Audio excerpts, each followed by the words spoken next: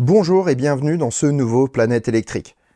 De l'avis de certains, acheter une Tesla ou toute voiture étrangère, et parfois même au sacrilège une voiture chinoise, c'est jouer contre son équipe, en l'occurrence l'industrie automobile française. Ceux qui disent cela voient la face visible d'un iceberg qui, sous la surface, présente des interactions surprenantes, comme des échanges industriels entre des entreprises aussi différentes que Tesla ou Stellantis, et bien d'autres.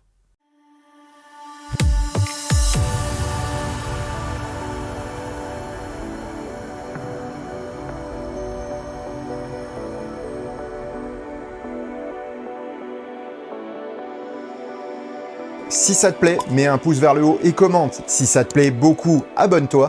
Et si ça te plaît vraiment beaucoup, dis-le partout. Merci. Au cours de mes études, j'ai eu l'immense chance d'être confronté à de multiples points de vue. J'ai commencé par les bases avec un bac scientifique et technique, appelé à mon époque bac E. Aujourd'hui, ce serait le bac général scientifique avec les options mathématiques, physique, chimie et sciences de l'ingénieur. Puis, je suis passé par un DUT de génie mécanique et productique à l'IUT de Belfort, au cours duquel j'ai appréhendé la conception mécanique en général, mais aussi la production industrielle et ses problématiques. Puis, 2 ans d'école de commerce à l'ESV de Mulhouse ont complété mes connaissances sur des sujets essentiels comme la finance, l'économie, le marketing, le commerce international ou le droit des affaires.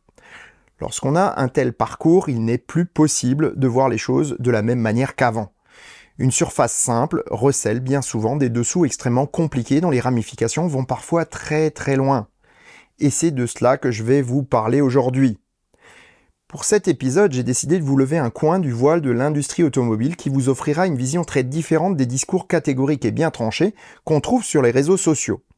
En fait, cette vidéo est une sorte de test, un pilote pour une série de vidéos sur les dessous de l'industrie automobile afin de vous offrir un point de vue différent, mais aussi de vous expliquer les raisons qui me font penser que telle ou telle chose arrivera dans l'avenir ou que telle ou telle marque va suivre telle ou telle courbe. Pour considérer ce test comme réussi, le nombre de vues sera important et je compte sur vous pour partager largement cette vidéo si elle vous a plu. Ce chiffre ne sera pourtant pas le seul à déterminer si je ferai une série de vidéos ou pas. Pour les faire, il faudrait que je puisse les financer et leur accorder du temps.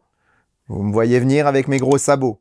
En effet, si toutes les personnes qui ont aimé cette vidéo s'abonnent à la chaîne, cela me permettra d'atteindre le seuil des 100 000 abonnés qui garantirait pour un temps la pérennité du Choucroute Garage et la sortie de nouvelles vidéos. Je vous invite donc à vous abonner si vous ne l'avez déjà fait et à cliquer sur la petite cloche pour activer toutes les notifications afin de ne pas rater les futurs épisodes. Merci d'avance. Bien, ceci étant dit, je vais encore faire un petit disclaimer. Tout le monde pense que je ne porte pas Stellantis dans mon cœur. Eh bien, tout le monde se trompe. Une entreprise comme Stellantis, ce sont des milliers de personnes toutes différentes, plus ou moins impliquées, plus ou moins expertes. Du PDG au balayeur intérimaire, chacun a un rôle à jouer dans l'entreprise et chacun mérite d'être respecté en tant qu'individu. Une entreprise n'est pas foncièrement bonne ou mauvaise. Pourtant, l'entreprise peut avoir une vie propre et ses intentions globales sont souvent le reflet de la position de quelques-uns. Un patron fort et volontaire peut infléchir durablement la stratégie générale d'une entreprise, dans un bon ou dans un mauvais sens, voire dans les deux en même temps. Ainsi, un Herbert Diess a bien failli renverser la vapeur pour BMW avec le programme i3, ou pour le groupe Volkswagen avec New Wolfsburg ou Trinity. Mais il a perdu l'appui des actionnaires et s'est retrouvé débarqué. Il a ainsi échoué. Ces marques reviennent désormais en arrière et rejoignent rapidement le camp des Kodak Nokia de l'industrie automobile. Carlos Tavares, lui, est d'une autre trempe, de celle des gestionnaires financiers. Gagner à court terme et ne pas prendre de risques pour ses actionnaires sont ses credos.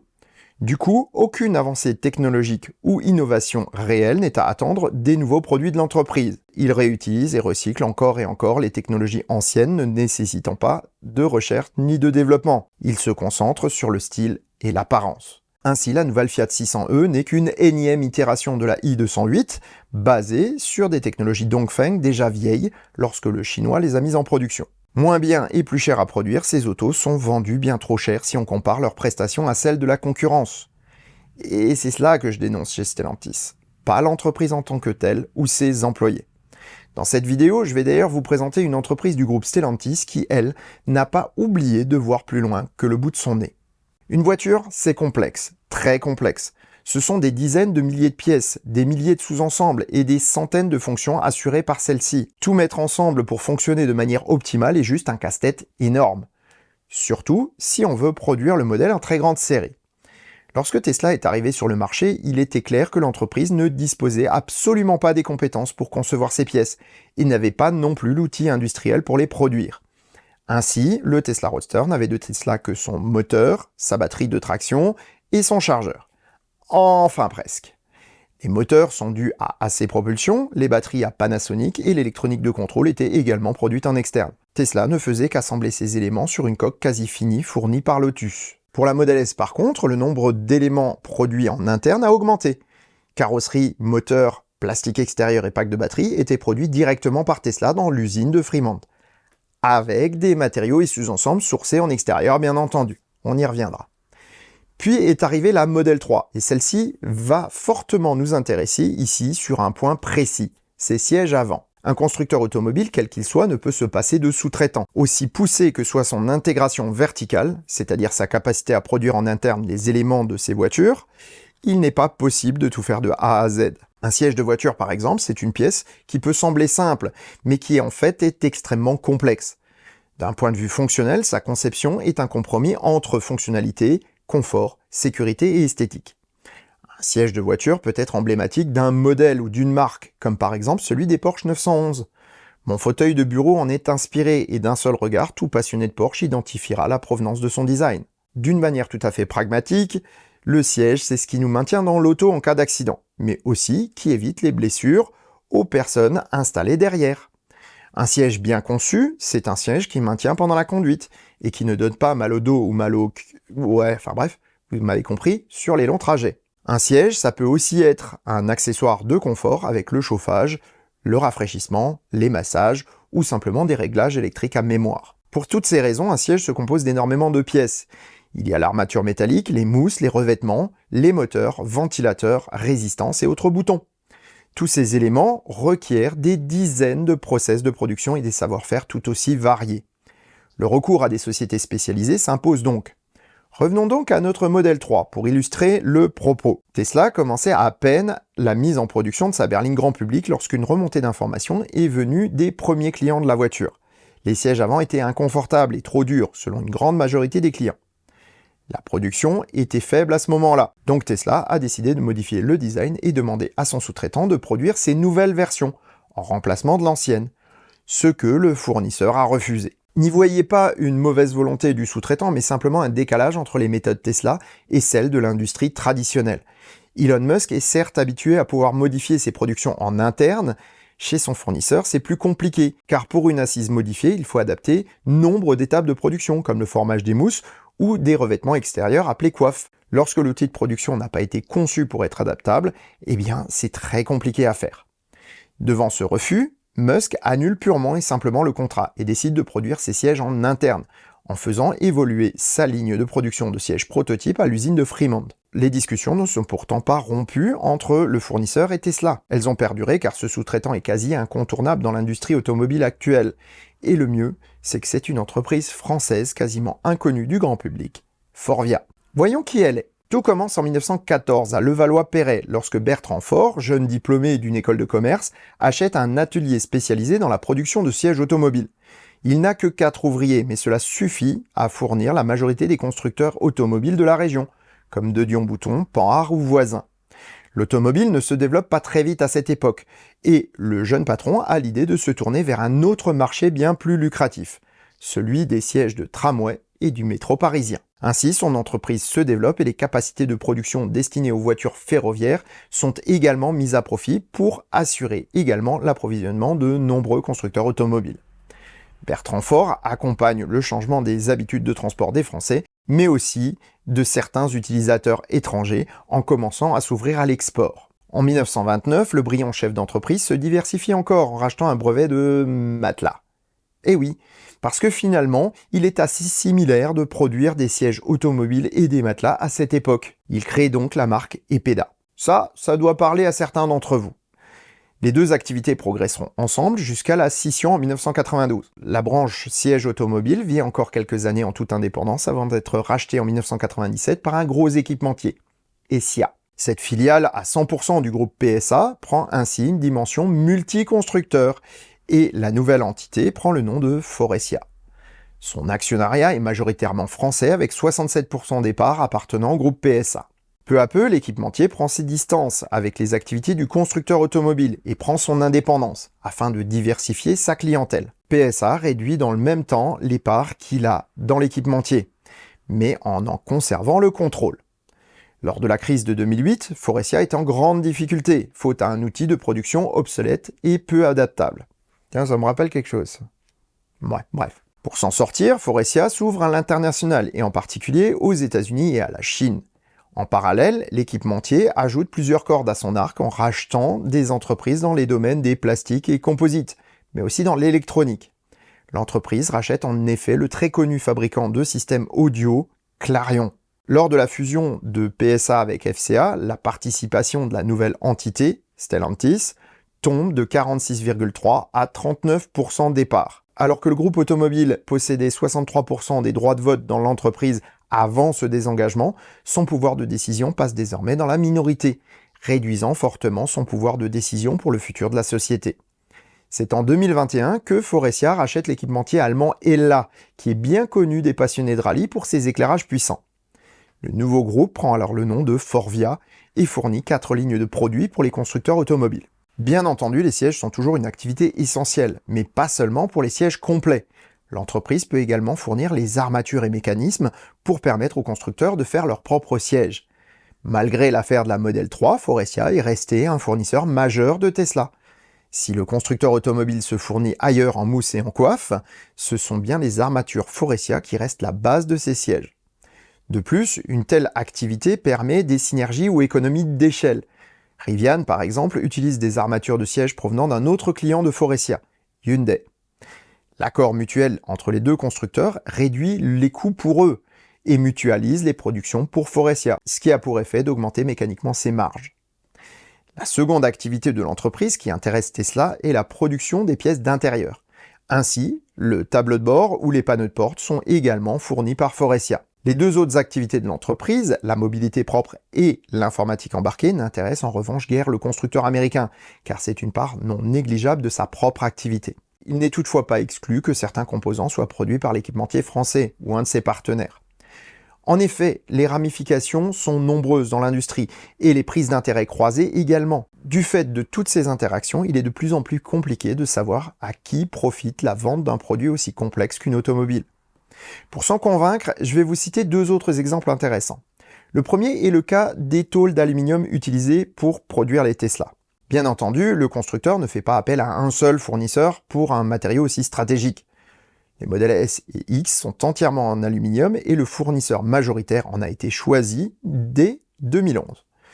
Ce sous-traitant s'appelle Constellium. Présent dans le monde entier, il produit des rouleaux de tôle, mais aussi des pièces extrudées ou moulées en alu.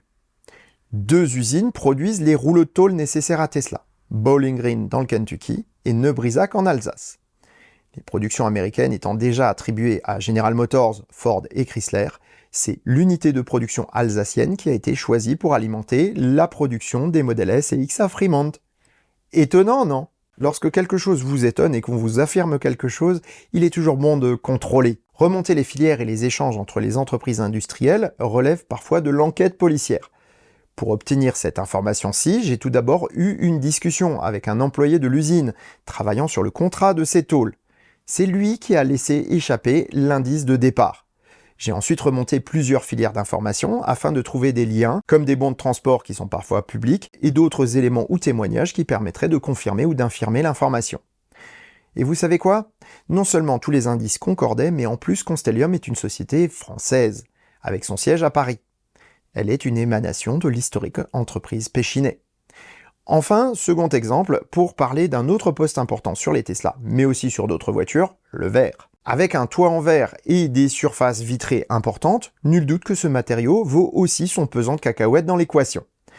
Comme pour les tôles, Tesla a bien entendu nombre de fournisseurs. Mais il est plus facile de les identifier, car toutes les vitres automobiles sont marquées du nom de leur fabricant. J'en ai listé 3 pour le moment. Le premier est notre très français Saint-Gobain. Celui-ci est l'un des leaders mondiaux du secteur, mais il n'est pas le seul. L'allemand AGP E-Glass fait aussi partie des fournisseurs de Tesla, mais le plus gros des verres de première monde pour la production américaine vient de chez AIS Glass India. Il en existe peut-être d'ailleurs d'autres, mais je ne les ai pas détectés jusque-là. Les vitres viennent donc d'Inde pour les modèles S et X, produites par un fabricant au capital multinational, mais dont le plus gros actionnaire est japonais. Asahi Glass Company ou AGC. Ce poids lourd du domaine procède régulièrement à des partenariats avec d'autres entreprises. Ainsi, depuis 2004, les usines de verre de Saint-Gobain fournissent une part non négligeable du matériau de base pour la production des verres automobiles de AIS Glass India. La présence de l'entreprise française n'est plus ici au niveau -1 de fourniture, comme pour Forestia ou Constellium, mais bien au niveau -2, à savoir la matière première pour produire l'élément qui sera monté sur l'auto. On pourrait aller plus loin en regardant l'actionnariat des entreprises, et on trouverait nombre de sociétés françaises qui n'ont plus ni usine ni actionnaires dans l'Hexagone, ou à contrario des entreprises étrangères dont les actionnaires sont majoritairement français et produisent en France. On pourrait continuer ainsi pendant très longtemps et remonter à un nombre astronomique de fils de la toile industrielle mondiale, pour finir toujours par trouver la France ou l'Europe dans la liste des bénéficiaires d'une filière. En revanche, si cela est vrai pour la France, cela s'avère tout aussi vrai si on prend la Chine, les États-Unis, le Canada ou tout autre pays qui commerce avec nous. Mon propos n'est pas ici de glorifier une nation ou une autre, de mettre en avant un constructeur ou un autre. Mon propos est de vous faire relativiser les discours marketing des constructeurs relativement au vrai impact d'une nation dans son produit. Quelle est la valeur du luxe à la française d'une DS9 conçue par des bureaux d'études répartis dans le monde et produite en Chine par Shenzhen Baoneng Motors à partir de pièces venant du monde entier? Aucune. Et si elle est de mon point de vue une belle auto, elle ne devrait pas avoir le droit d'être présentée comme une auto française. Seul le marketing autour d'elle suggère cette appartenance à une certaine idée nationale du luxe, et c'est uniquement dans le but de la vendre plus cher qu'une auto chinoise qui s'assume. Finalement, c'est un peu du dropshipping automobile.